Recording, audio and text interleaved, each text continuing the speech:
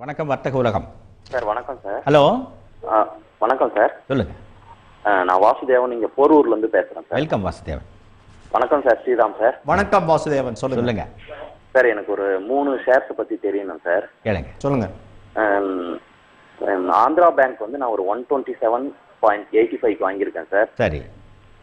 Renuka sugar வந்து 71 ரேட்ல 150 share வாங்கியிருக்கேன் சார். சரி. இந்த எல்என்டி ஃபைனான்ஸ் ஹோல்டிங் வந்து ஒரு அதே 52ல இருக்கு. சரி. அத பத்தி எனக்கு தெரியணும் சார். 52ல நீங்க ஐபிஓல வாங்கிருக்கீங்க கரெக்ட்டா? இல்ல சார், ஐபிஓல நான் வாங்கல சார். 51.95க்கு நான் வந்து மார்க்கெட்ல தான் சார் வாங்கினேன். சரி. ஓகே. இல்ல சமீபத்துல தான் வாங்கினீங்களா? ஆமா சார், சமீபத்துல தான் சார் வாங்கினேன். Okay Vasudevan. Renuka sugar frontline stock நல்லா இருக்கும். சுகர் இண்டஸ்ட்ரி நல்லா இருக்கிறப்ப கண்டிப்பா நல்லா இருக்கும். இது வந்து ரேஞ்ச் ட்ரேடிங்ல இருக்கு. ஒரு இந்த 55 56ல இருந்து இது 74 75 வரைக்கும் ரேஞ்ச் ட்ரேடிங். இன்னைக்கு 60 61 ரூபா இருக்கு. அது அப்படித்தான். அதில் ஒன்றும் பெரிய லெவலில் நீங்கள் எதிர்பார்க்கறது ஒன்றும் இப்போ சமீபத்தில் நடக்காது. ஒரு 5 வருட காலம் நீங்கள் பொறுமையாக இருங்க. திஸ் அ ஃப்ரண்ட்லைன் ஸ்டாக் நல்லா ஏறும். எல்என்டி ஃபைனான்ஸ் அண்ட் ஹோல்டிங் இப்போ தான் ஐபிஓ வந்திருக்கு. IPO generally they will be pricing it reasonably fully. So there nothing more than that. If you are an investor, hold on to this share. It's from a good management. Andhra Number Bank. 3 is Andhra Bank. It's a reasonably mid-level PSU bank. Good bank, reasonably well managed. Public sector bankனால பெரிய லெவலில் problems எதுவும் இருக்காது. இருந்ததுனால government of India இருக்குது பாதுகாத்து தூக்கி விடுறதுக்கு. So அதனால் லாங் டர்மாக நீங்கள் ஹோல்ட் பண்ணி வச்சுங்க. ஒரு இந்த next round of up move itself will happen only in ஒரு 1 or 2 years ஆஃப் கன்சாலிடேஷன் இந்த லோவர் லெவல் நடந்து முடிஞ்சதுக்கு அப்புறமா தான் next level of up move in any banking stock இருக்குங்கிறது என்னுடைய கருத்து. அதனால் அதை அனுசரித்து நீங்கள் எவ்வளோ நாள் ஹோல்ட் பண்ணணும்னு நினைக்கிறீங்களோ ஏற்ற மாதிரி அதை வச்சுக்கலாம். இல்லை இப்போ உடனே ஒரு 15-20% கிடைக்குதுன்னா உடனே வித்துட்டு தென் you can wait out or switch over to some other stock. I prefer cement, steel, infrastructure stocks. வணக்கம் வர்த்தக உலகம். சார் வணக்கம் சார். வணக்கம். சார் இந்த பஜாஜ் அலைன்ஸ்ல வந்து ஃபீச்சர்ஸ் ஒரு யூரிக் ஃபேப்ரிக் குயின் ஒரு பாலிசி எடுத்திருக்கேன். புரியல. சிங்கிள் பிரீமியம் கேட்டுச்சு. பலமா பேசுங்கய்யா. சார் இந்த பஜாஜ் அலைன்ஸ்ல ஒரு இன்சூரன்ஸ் பாலிசி எடுத்திருக்கேன். சரி, இன்சூரன்ஸ் பாலிசி எடுத்திருக்கீங்க, சொல்லுங்க. அது அமௌண்ட் ரொம்ப கம்மியா இருக்கு. சரி, அமௌண்ட் ரொம்ப கம்மியா இருக்கு. அதுல வந்து 3வது டியூ கட்டலாமா எப்படி? அது மாதிரி ஒரு ஐடியா இருக்கு. அது வந்து நீங்க ஒரு 10 வருடங்கள் நீங்கள் கட்டினீங்க தான் உங்களுக்கு பயனுள்ளதாக இருக்கும். நீங்கள் அதுக்கு கம்மியாக கட்டினீங்க, அவங்க சொல்கிற 3 வருஷம் கட்டினீங்கன்னா அவங்களுக்கு நல்ல பலனுள்ளதாக இருக்கும், அந்த ஏஜென்ட்டுக்கு நல்ல பலனுள்ளதாக இருக்கும்.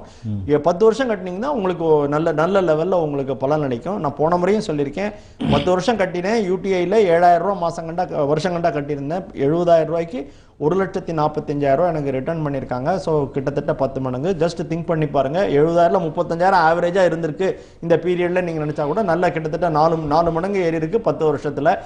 அப்படித்தான் நீங்கள் வெயிட் பண்ணித்தான் இதில் வந்து அறுவடை செய்ய வேண்டுமே தவிர இன்னைக்கு போட்டு 3 வருஷத்தில் உங்களுக்கு பலன் கிடைக்குங்கிறது நம்பாதீங்க. Okay sir. அதே மாதிரி இமெயிலில் பெறப்பட்ட கேள்வி எஃப் ஹுசேன் அப்படின்றவர் எழுதுறாரு. நான் ரெகுலராக உங்கள் ப்ரோக்ராம் பார்த்துருக்கேன். Expert give frank advice without supporting any industrial group. எதையும் சாராமல் சிறப்பான அறிவுரைகளை எனக்கு தரீங்க. அப்புறம் இந்த பல பங்குகளை பற்றி அவர் கேட்குறாரு. I mean investor to wait for 3 to 8 years long term. Binani Industries, Exide Industries, IPCA Laboratories, JP Infra, NHPC, அவ்வளோதான் சார். யூனிடெக்கும் கேட்டுருந்தார். ஆல்ரெடி நீங்கள் யூனிடெக்கை பற்றி சொல்லிட்டீங்க. நீங்கள் அதாவது நீங்கள் பார்க்கறது எல்லாமே மிட் கேப்ஸு. தயவுசெய்து இன்வெஸ்ட் பண்ண போகிறேன், இனிமேல் தான் இன்வெஸ்ட் பண்ண போகிறேன்னா திங்க் பண்ணுங்களேன். ஃப்ரண்ட்லைன் ஸ்டாக்ஸே நல்ல சீப்பாக கிடைக்கிறது. இன்றைக்கி நீங்கள் போடக்கூடியது எதுவாக இருந்தாலும் 5150 புள்ளிகளில் நீங்கள் போடக்கூடியது வந்து 5% குறைந்து தான் நான் உங்களுடைய இன்வெஸ்டபிள் ஃபண்ட்ஸ் போடலான்னு சொல்லுவேன். 5000 வந்தால் ஒரு 10லிருந்து 15% போகலாம். 4800 ஒரு 20லிருந்து 30% போடலாம். 4500 வந்தால் உங்களுக்கு ஒரு அனதர் 30% போடலாம்.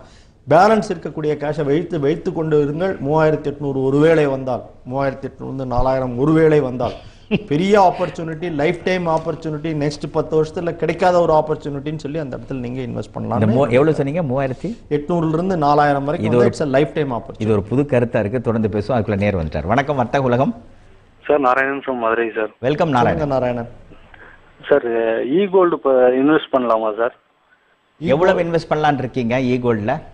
20,000 to 50,000 சார். சரி, நீங்க ரெகுலரா டிமேட் அக்கவுண்ட் எல்லாம் வச்சு மார்க்கெட்டை பார்த்து நிகழ்ச்சியை பார்த்துட்டு இருக்கீங்கல்ல?